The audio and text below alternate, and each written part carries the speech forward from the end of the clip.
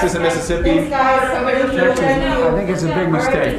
Look, I hope everybody's realized by now, these masks make a difference. We are on the cusp of being able to fundamentally change the nature of this disease because of the way in which we're able to get vaccines. And the last thing we need is the Neanderthal thinking that in the meantime everything's fine, take off your mask, forget it. It still matters.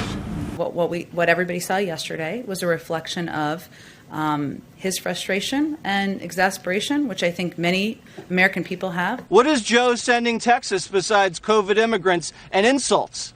Honestly, Dana Perino, you have a situation now where they're sending illegal immigrants through with COVID-19 infections, and Joe Biden is calling the governor a Neanderthal.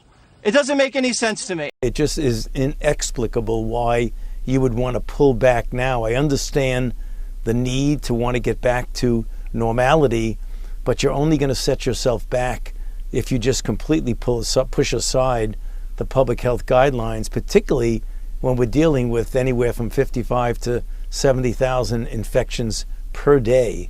They literally want to sacrifice the lives of our fellow Texans for, I don't know, for political gain, to satisfy certain powerful interests within the state. It's hard to escape the conclusion that it's also a cult of death.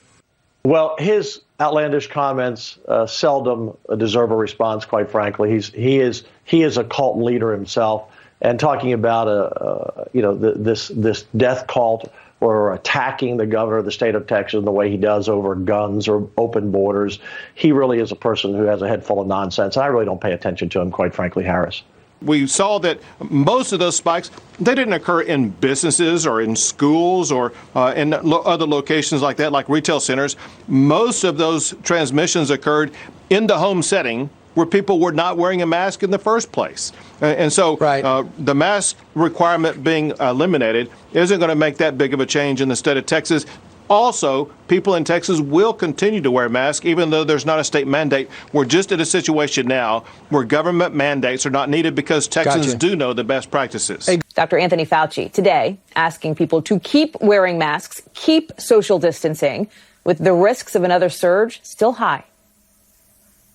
You saw the curve of the infections per day coming down, but over the last 7 days or so, we've reached a bit of a plateau. Now's the time to keep the foot on the accelerator and not pull off, because the thing that we don't want is yet again another surge.